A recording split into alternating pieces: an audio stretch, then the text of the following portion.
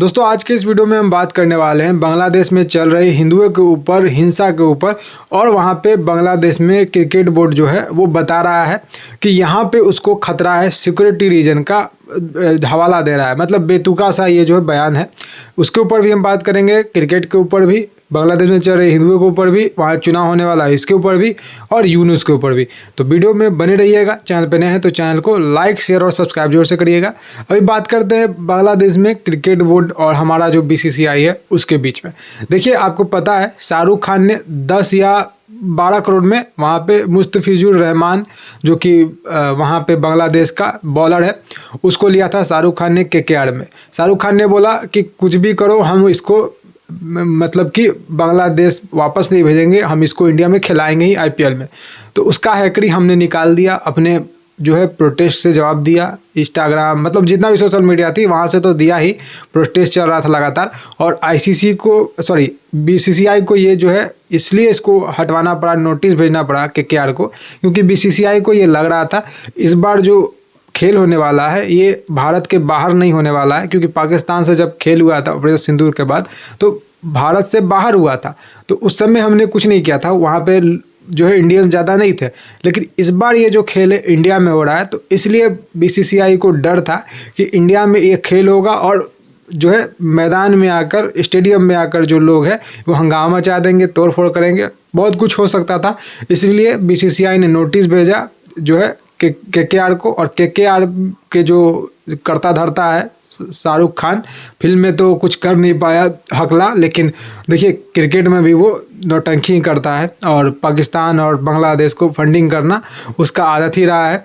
और उसका देखिए पाकिस्तान से कैसा कनेक्शन है आपको पता ही है, तो ज़्यादा कुछ इस पर नहीं बोल पाएंगे। लेकिन इसको हटाया गया उसके बाद से आईपीएल से मुस्तफिजुर रहमान को।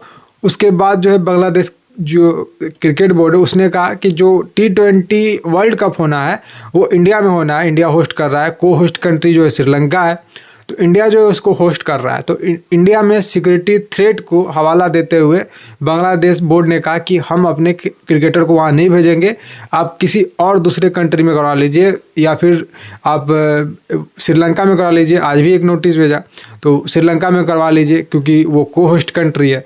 तो आईसीसी ने बोला इतने शॉर्ट नोटिस पे स्लॉट नहीं मैनेज हो पाएगा, इसलिए जो आधारित चीज़ है उसी पे काम करिए। अदरवाइज़ आपको अगर ये करना था तो पहले से बताना चाहिए। तो ये बांग्लादेश के क्रिकेट बोर्ड ने नहीं बताया, क्योंकि पहले से तो हमने उसके क्रिकेटर को निकाला नहीं था, तो उसी के प्रतिक्रिया में वो कर रहा है। हमारा चीज़ जायज़ है भाई, वहाँ पे हिंदू मर रहा है, हम तुम्हारे क्रिकेटर को क्यों खिलाए। हमारे बेचारे एक से बढ़कर एक मुस्तफिजुर रहमान से एक से बढ़कर एक प्लेयर है, उसको लाख लाख रुपए में ये लोग खरीदते हैं, और बाहर के जो लोग होते हैं उसको करोड़ों में खरीदते हैं। तो हमारे अंदर जो है देश के अंदर टैलेंट की कमी नहीं है, तो इसीलिए हम ही अपना ही टैलेंट को खिलाना पसंद करेंगे। हालांकि वो सारा कुछ हुआ, तो फिर उसके बाद आज एक दूसरा जवाब भेजा था। तो आज एक आईसीसी ने बोला कि सोच समझ कर जवाब दो, हम जो है यहाँ पे तुम्हारा जो है स्लॉट कहीं और बुक नहीं कर सकते हैं। तुम अगर चाहते हो कि तुम खेलोगे तो इंडिया में ही आकर खेलना पड़ेगा, नहीं चाहते हो खेलना तो तुम इससे एग्जिट हो, और फाइन भी देना पड़ेगा और इसको नुकसान भी झेलना पड़ेगा। बांग्लादेश क्रिकेट बोर्ड तो उतना अमीर है नहीं बीसीसीआई की तरह। बीसीसीआई क्रिकेट बोर्ड जितना भी दुनिया में क्रिकेट बोर्ड है, जितना भी कंट्री क्रिकेट खेलती है, उससे सबसे ज़्यादा अमीर बीसीसीआई। और जितना भी लीग है जो किसी भी कंट्री में होती है, उससे सबसे बड़ा लीग जो है आईपीएल है। हमारा कंट्री का आईपीएल सबसे बड़ा लीग है, बीसीसीआई सबसे बड़ा क्रिकेट बोर्ड है। ये चीज़ आपको जानने की ज़रूरी है। तो इसलिए उसको नुकसान होगा। तो वहाँ का जो एक ये था, कोच था बांग्लादेश बोर्ड का, एक कोच था, कोच ने बोला कि हमको नुकसान होगा और ये लंबे समय तक नुकसान चलता रहेगा, हम इस नुकसान को झेलने लायक अभी है नहीं। इस स्थिति में हमारा बोर्ड उतना मतलब संपन्न नहीं है। ये सब वहाँ के जो है कोच ने बोला, बांग्लादेश के क्रिकेट बोर्ड के जो कोच था उसने बोला। तो वहाँ के लोगों ने उसके घर के सामने, जिहादियों ने प्रोटेस्ट करना शुरू कर दिया बांग्लादेश के जो कोच था उसके सामने, कि तुम जो है रॉ के एजेंट हो, ये वो करके। तो समझ जाइए कितने कट्टरपंथी मानसिकता पे ये बांग्लादेशी जो लोग जिहादी है निकल आए। तो ये तो रहा क्रिकेट का बात। अब बात करते हैं बांग्लादेश में हिंदुओं का बात। तो देखिए बांग्लादेश में आपको पता ही है 2024 में तख्ता पलट हुआ था, कथाकथित तख्ता पलट हुआ, CIA का हाथ था उसमें। उसको जो है चाहिए था वहाँ पे मार्टिन आइलैंड करके कुछ वहाँ पे एक है, तो उसको मार्टिन आइलैंड चाहिए था। इंडिया का जो 7 सिस्टर नॉर्थ ईस्ट है उससे थोड़ा लेकर, और जो वहाँ पे मैंने आपको अभी बताया मार्टिन आइलैंड जो है उसको लेकर ये जो है क्रिश्चियन कंट्री बनाना चाह रहे थे अमेरिका वाले। और यहाँ पे क्योंकि क्रिश्चियन कंट्री नहीं है एशिया में, तो इसीलिए वो क्रिश्चियन कंट्री बनाकर अपना दबदबा रखना चाहते थे और पूरे एशिया को तहस नहस करना चाहते थे वो, कि जैसे कि यूरोप में करते रहते हैं अमेरिका वाले, तो वो चाहते थे। तो इसीलिए यूनुस को लाया। आपको पता ही है शेख हसीना वो आइलैंड देने के लिए तैयार नहीं थी अमेरिका को, तो इसीलिए तख्ता पलट करा के यूनुस को लाया। और यूनुस तथाकथित, आप समझ लीजिए तथाकथित भी नोबेल पीस पुरस्कार उसको मिला है। अगर समझ लीजिए ऐसे व्यक्ति को नोबेल पीस पुरस्कार मिलता है तो हिंसा करने वाले व्यक्ति को क्या मिलता होगा, सोचिए।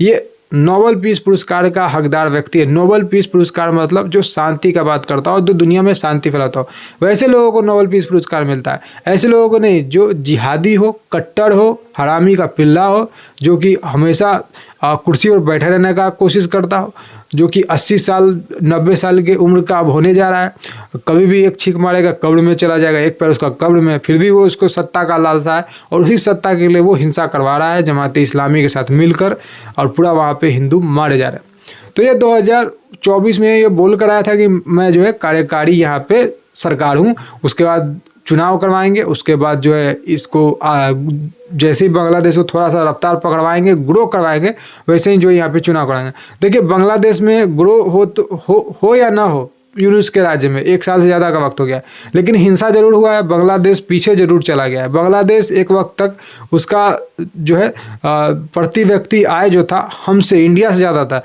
लेकिन आज वो कहाँ खड़ा है आप ये देख लीजिए। भले ही GDP में हम आगे हैं, लेकिन प्रति व्यक्ति आय में बांग्लादेश आगे था, बांग्लादेश नीचे चला गया है। बांग्लादेश में जो है कपड़े का व्यापार वहाँ पे पूरा होता था, पूरा वहाँ पे मिल था, लेकिन वो सारा ठप है, आज बंद हो चुका है। हम ही आज उसको बिजली दे रहे हैं, अडानी बिजली दे रहा है, और वो भी पैसा उसका वो नहीं भरा है। पूरा तरह से बांग्लादेश में आग लगा हुआ है, जिहादियों का पूरा तरह से, मतलब 2024 से जब से तख्ता पलट हुआ है तब से बांग्लादेश में आग लग ही रहा है। आग वहाँ रुका नहीं है, कभी भी हिंदुओं को मारना नहीं रुका है वहाँ पे। आपको मैं एक आंकड़ा बता दूँ, 2024 से 25 के बीच में 1000 से 2000 हिंदू मारे जा चुके हैं। ये रियल डाटा है, और यही इंडिया में भी होगा। जो सेकुलर बनते हैं इंडिया में, जो सेकुलरिज्म का पाठ पढ़ते हैं, उनके लिए ये बांग्लादेश देख लेना जरूरी है, क्योंकि उसी सेकुलर को गला पहले काटेंगे ये मुल्ले, तो वो देख लेना चाहिए। इसीलिए योगी ने कहा बटोगे तो कटोगे, तो ये चीज़ आप जान लीजिए। लेकिन 2026 में 23 हिंदू का मर्डर हुआ है वहाँ पे, और अभी कुछ दिन पहले 45 साल एक महिला का इस जिहादियों ने हिंदू महिला का बलात्कार किया था, और उसके बाद उसको फांसी पर लटकाया था। तो ये सब वहाँ हो रहा है। तो आपने देखा होगा अगले साल ही दिसंबर के ही महीने में 2025 में एक व्यक्ति था, हिंदू व्यक्ति था, दीपू चंद्र दास। उसको पहले भीड़ ने घसीटा, नंगा किया, पेड़ पर लटकाया, फांसी बांधा, उसके बाद उसको जला दिया पेट्रोल छिड़क कर। तो ऐसे ऐसे वो लोग हैं, और हमारे इंडिया में बैठे हुए जिहादी सोच के लोग इस चीज़ को एंजॉय कर रहे थे, मुल्ले हंस रहे थे पूरा तरह से। तो इस जिहादी को देखना चाहिए कि हमारे बीच में जो जिहादी है उसको कैसे निकाल कर मारा जाए, और इसको कैसे पाकिस्तान और बांग्लादेश खरीदा जाए। ये सेकुलर बनने का टाइम नहीं है, सेकुलर अब बनते रहिएगा तो आपका भी बांग्लादेश की हिंदुओं जैसा हाल होने में देरी नहीं लगेगा। ये चीज़ आपको समझना चाहिए। तो देखिए बांग्लादेश में वो दीपू चंद दास का एक हाईलाइट मामला हो गया था, पूरा सोशल मीडिया पर आ गया था, तो हमने देखा कि अरे हिंदू मर रहा है। 2024 से भाई मर रहा था, उससे पहले मरा 1971 से ही मर रहा है वहाँ हिंदू। शेख हसीना थी तो वहाँ पे थोड़ा मोड़ा कम होता था, लेकिन वो दब जाता था, आता नहीं था उतना। लेकिन अब जो है पूरा तरह से आ रहा है, और दीपू चंद्र दास मरे हैं, उसके बाद से ये मामला रुका नहीं। वो तो हाईलाइटेड मामला था, उसके बाद से लगातार रोज एक हिंदू मर रहा है। दीपू चंद्र दास के मरने के 2 दिन बाद ही एक हिंदू को मारा गया। 22-23 साल का उम्र का वो था। दीपू चंद्र दास का क्या गलती था? उसने कहा था कि सब भगवान एक है, यही कहा था, उसको मार दिया गया। तो ये चीज़ बोलना गलत हो गया है आज के डेट में। मुल्ला जो है वो हमेशा ही कट्टर ही होता है। ये आपको सीधा बनकर दिखाएगा। जब उसका जनसंख्या किसी मोहल्ले में हिंदू का जनसंख्या ज़्यादा है, मुल्ला का कम है, तो मुल्ला हमेशा सीधा बनकर दिखाएगा, एकदम नज़र झुका कर जाएगा। जैसी उसका जनसंख्या ज़्यादा होता है, किसी मोहल्ले में हिंदू कम होता है, वहाँ वो दादागिरी करता है, वहाँ गंदा नज़र से बेटी बहन का देखता है, हिंदू बेटी बहन के ऊपर। वो अपने घर में बेटी बहन को तो छोड़ता ही नहीं, अपने बहन से ही शादी कर लेता है, तो हिंदू का तो दूर की बात है। तो ये चीज़ है। अब देखिए हिंदू वहाँ पे कैसे कैसे कम हो, इसके ऊपर भी हम बात करेंगे। वहाँ पे देखिए 2024 में जब से तख्ता पलट हुआ है, 152 टेम्पल को जला दिया गया या फिर डिस्ट्रॉय कर दिया गया या तबाह कर दिया गया। अभी देखिए बांग्लादेश में एक आंकड़ा मैं बता दूं आपको, 2025 के रिपोर्ट के अनुसार 13 से 14 मिलियन वहाँ पे हिंदू है और कुछ इलाके में ज़्यादातर हैं, और 7 से 8% हिंदू का जनसंख्या वहाँ पे बच गया है। जबकि ये आंकड़ा 1971 में ज़्यादा था। ये आंकड़ा 1971 में आपका 15-20% भी था, 10% भी था, लेकिन ये आंकड़ा घटते घटते घट गया। आपने देखा पाकिस्तान में आंकड़ा कितना था, 10%, 20%, वहाँ भी वो आंकड़ा था हिंदू का, लेकिन अब 3% जो है रह चुका है पाकिस्तान में आंकड़ा हिंदू का।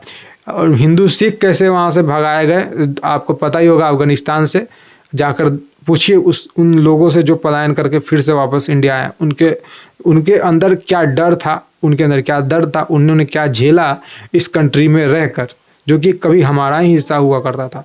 तो इंडिया को कभी भी मुस्लिम देश नहीं बनने देना, ये चीज़ आप ज़रूर देखिए। तो हिंदू भागते भागते सभी जगह से भागकर कम हो गए। माना जाता है कि बांग्लादेश में तीसरा बड़ा हिंदू का आबादी है। पहला तो इंडिया ही है, नेपाल है, फिर तीसरा जो है बांग्लादेश है। और हिंदू का एक ही देश है, 56 मुस्लिम कंट्री है, बाकी जो है कह सकते हैं आप क्रिश्चियन कंट्री है। हिंदू का तो एक ही कंट्री है, और उस कंट्री में भी हिंदू अगर सेकुलर बनेगा तो हिंदू कहाँ जाएगा सोच लीजिए, या कन्वर्ट होगा या मरेगा। तो यही चीज़ है। देखिए वहाँ पे इस्कॉन टेम्पल को जला दिया गया। इस्कॉन टेम्पल क्या करता है, फ्री में खाना देता है, फ्री में सारी सेवाओं को आपको मतलब देता है। और उस टेम्पल के खाने के अंतर्गत मुस्लिम भी खाना खाए होंगे, मुस्लिम भी वो प्रसाद पाए होंगे, लेकिन उसी मुस्लिम ने जो है उस टेम्पल को जलाया। आर्थिक मदद भी किया जाता था। अब देखिए इस्कॉन टेम्पल जो है सबसे बड़ा हमारा धर्म का है, श्री कृष्ण का है वो टेम्पल। वो जो इस्कॉन है पूरी दुनिया में अच्छाई का बात करता है, पूरी दुनिया में जो है एजुकेशन का सपोर्ट करता है, पूरी दुनिया में कल्चरल रेवोल्यूशन फैलाता है, पूरी दुनिया में वो जो है फ्री भोजन देता है। तो इस टेम्पल को जलाया गया वहाँ पे, और करीब पूरी दुनिया में 1000 इस्कॉन टेम्पल हैं। 150 देशों में से 150 देशों में 1000 टेम्पल जो है, पूरे 150 देशों में 1000 टेम्पल इस्कॉन का है। अब देखिए चुनाव का बात कर लेते हैं बांग्लादेश का। तो चुनाव जो है वहाँ पर बताया जा रहा है 12 फरवरी को बांग्लादेश में चुनाव होने वाला है। अब 12 फरवरी को चुनाव होगा या नहीं होगा ये कहना बहुत जल्दबाजी है। हार्डी को कौन मरवाया ये चीज़ आपको पता ही होगा। इंडिया पे ब्लेम किया जा रहा था, उसी के हार्डी के भाई ने कहा कि जो ये यूनुस है उसने ही हार्डी को मरवाया है अपने सत्ता को बचाने के लिए, क्योंकि हार्डी जो है एक बड़ा आदमी बन रहा था, और हार्डी का ही मास्टरमाइंड ये प्लान था शेख हसीना को तख्ता से बाहर भेजने का, और यही पैसा खाया था CIA से, ऐसा माना जाता है। अब देखिए क्या है नहीं है। लेकिन NCP एक पार्टी बनी है, यानी कि नेशनल सिटीजन पार्टी, जो कि हार्डी नहीं बनाया था, उसने अलायंस कर लिया है जमात इस्लामी। जमात इस्लामी यहाँ भी इंडिया में भी है, बैन हो चुका है, फिर रह कर वो खुल जाता है। जो है पाकिस्तान में भी जमात इस्लामी है। तो जमात इस्लामी सबसे कट्टर जो है ये संगठन माना जाता है। ये हिंदुओं को सिर्फ मारता है, जिहाद सिखाता है, या फिर कह सकते हैं वो जो इजराइल में यहूदी हैं, यहूदी को मारता है। तो ये जमात इस्लामी का काम है पूरे देश को इस्लाम में कन्वर्ट करना। तो जमात इस्लामी वो है। अगर NCP और जमात इस्लामी मिलकर अलायंस की है, अगर ये सत्ता में आती है तो हिंदू का बचना नामुमकिन है, ये आप देखेंगे। और इंडिया क्यों नहीं हमला करता, इंडिया क्यों हमला करे, वहाँ का हिंदू खुद सर्वाइव करे, वहाँ का हिंदू माइग्रेट होकर यहाँ इंडिया में आए, उसको नागरिकता मिलेगी CA/NRC के तहत, या फिर वहाँ का हिंदू वहाँ पहले लड़े और ऐसे नीच लोगों को मारे, अपने बहन बेटियों के लिए खड़ा हो, तब तो इंडिया कुछ बहाना करके वहाँ जा सकता है। लेकिन वहाँ के लोगों को कदम सबसे पहले उठाना पड़ेगा।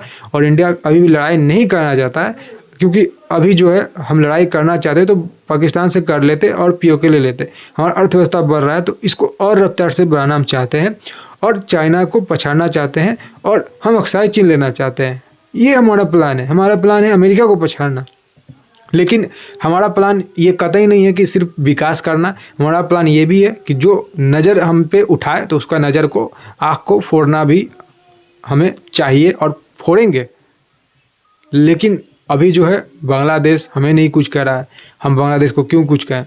वहाँ का हिंदू जो है सबसे पहले आवाज़ उठाए, तब तो हम कोई चीज़ अपना उठा सके। तो जियो पॉलिटिक्स में बहुत तरीका के बात होता है। ये नहीं है कि जज्बात में बहकर हम कोई काम कर दे, कोई चीज़ स्टेप को उठा ले। आप जंग में जाइएगा तो दोबारा आपका पीछे पैर खींचना मुश्किल हो जाता है। रसिया यूक्रेन आप देख ही रहे हैं, तो लोग जो है, कंट्री जो है पीछे से बहुत मदद करती है, ये चीज़ है। और हमको जंग में उलझाने के लिए अमेरिका, चाइना और न जाने कितनी कंट्री पीछे पड़ी हुई है। इंडिया का जो है अर्थव्यवस्था इतना आगे चल रहा है, इसलिए जो लोगों ने हमें लूटा उन लोगों का लग रहा है कि इंडिया फिर से वही पुराना सभ्यता बन रहा है, वही समृद्धि आ रहा है। इसीलिए तो देखिए, बीएनपी को तो जो है इस चुनाव में उतरने का परमिशन मिल ही गया। खालिदा जिया तो मर ही चुकी है। अगले साल ही उसका देहांत हुआ था। उसका जो बेटा है तारिक रहमान, वो आया है। कहा जा रहा है कि ये उम्मीद कम है कि ये जीतेगा, लेकिन 50-50% चांस है। देखिए तारिक रहमान जीतता है कि क्या। लेकिन अवामी लीग जो शेख हसीना की पार्टी, उसको बैन कर दिया गया। तो देखते हैं आगे क्या होता है। लेकिन हिंदू जो है वहाँ पे अभी सेफ नहीं है, ये चीज़ तो है। लेकिन हिंदू अपने लिए आवाज़ उठाए तभी कोई कुछ कर सकता है, और नहीं तो यहाँ पे इंडिया में उनको CA NRC के तहत नागरिकता मिलेगी।